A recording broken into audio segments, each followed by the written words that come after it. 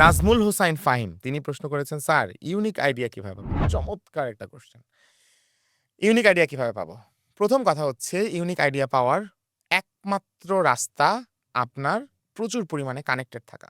কিভাবে? ধরেন আপনি ইউনিক আইডিয়া পাবেন হচ্ছে জাপানে কি বিজনেস চলতেছে এখন, আমেরিকায় কি বিজনেস চলতেছে এখন, ইউরোপে কি বিজনেস চলতেছে এখন, চায়নায় কি বিজনেস চলতেছে, এগুলো আপনি সারাক্ষণ জানেন। তার মানে আপনি নিশ্চিত থাকেন যে আপনার এই বাংলাদেশ এটাতে অ্যাডপ্ট হবেই। সো হয়ে গেল একটা ইউনিক আইডিয়া আপনার ওখান থেকে খুঁজে বের করা। ২ হচ্ছে আপনি কানেক্টেড থাকেন কিভাবে? এমপ্যাথির সাথে। কানেক্টেড আমি কিন্তু বলছি একটাই ওয়ে কানেক্টেড থাকা।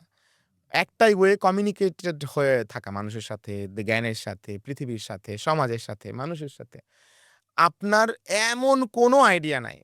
আমি এই গল্পটা আপনারা সবাই জানেন, এটা দিয়ে শুরু করতে চাই। সবচেয়ে সস্তা গাড়ি টাটা ন্যানো কিভাবে আসছে? উনি রাস্তায় বসে আছে, একটা ফ্যামিলি অটোতে বসে ভিজতেছে, উনি গাড়িতে বসে আরাম করতেছে। ওই টাটার মনে হইছে যে আচ্ছা যদি এমন একটা গাড়ি বানানো যাইত, যেই গাড়িটা এই বৃষ্টির মধ্যে এই ফ্যামিলির এই যে একটা অটো কিনছে বা বাইকের মধ্যে ৩-৪ টা ফ্যামিলি মেম্বার ভিজতেছিল। যে এই বাইকের কস্টে যদি সে একটা গাড়ি পেয়ে যেত, এফোর্ড করতে পারত, তাহলে তো তারা ভিজতে হইত না। এই যে আমি যদি ভুল না করি আরকি সুন্দর পিচায় হচ্ছে যাচ্ছেন কোথাও, তার একটা রিলেটিভ এর দাওয়াতে, হ্যাঁ? ফ্যামিলি ফ্রেন্ডস এর দাওয়াতে এরকম দাওয়াতে যাচ্ছেন। তিনি রাস্তা খুঁজে পাচ্ছেন না এবং কিন্তু অনেক সময় লাগছে তার। এবং তিনি পরে দাওয়াতটা অনেক লেটে গেছেন। পুরো বিষয়টা ডিস্টার্বিং হয়েছে। তো তিনি মাথায় কষ্ট এমন কিছু যদি একটা অ্যাপস বানানো যেত যারা রাস্তা ডিরেকশন দিয়ে দিবে।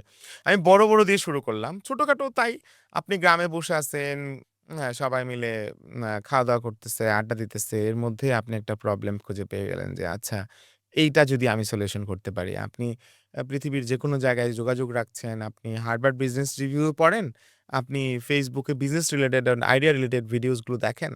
আপনি পুরো পৃথিবীর সমস্ত কিছুতে আপনি খোঁজ করেন। আপনি দেখেন যে কি পরিমাণ প্রোডাক্ট এই মুহূর্তে ইম্পোর্ট হচ্ছে।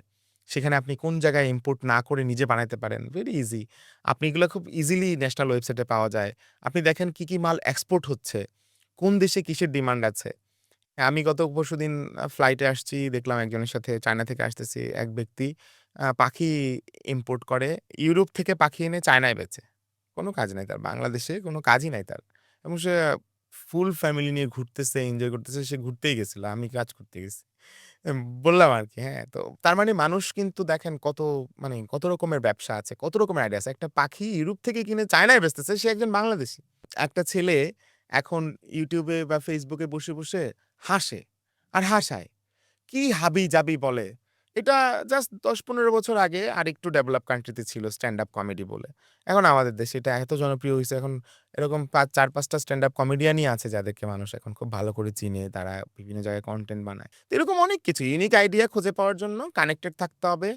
পুরো পৃথিবীর ব্যাপারে সজাগ থাকতে হবে এবং আপনি যদি প্রবাসীও হন, আপনার দ্বারা খুব সহজে আরো বেশি আইডিয়া খুঁজে পাওয়া সম্ভব। কারণ আপনি অলরেডি একটা ডেভেলপ কান্ট্রি তে আছেন, যেখানে অনেক কিছু চলে যেটা বাংলাদেশে চলে না। আপনি এমন কত রেস্টুরেন্ট দেখবেন এখন যে ইয়েমেনি রান্না করে, কেউ সৌদি রান্না করে, কেউ হচ্ছে আমরা বলি যে লাহাম মেহেন্দি এটা কিন্তু ইয়েমেনি ফুড। আবার আরেকটা আছে লেবানিজ আছে দেখবেন কিছু রেস্টুরেন্ট আছে, হ্যাঁ? তারা লেবাননের ফুড বানায়। কেউ আছে কোরিয়ান ফুড বানায় দেখেন। কত রকম। মানুষ ডিফারেন্ট টেস্ট পছন্দ করে। একটু বাংলাদেশি স্টাইলে দেয়। একেকজন একেকটা আইডিয়া। মানে একজন খালি কি করে যে ফ্রুটস শুকায়া সে এখন ড্রাই ফ্রুটস বিক্রি করে। হ্যাঁ, একজন আবার ফ্রুটস কাইটা বোতলে জুস বিক্রি করে। নানান রকম আইডিয়া প্রতিদিন আপনি পাবেন। ইউনিক আইডিয়া পাওয়ার উপায় হচ্ছে অনেক বেশি ওয়েল কানেক্টেড থাকা।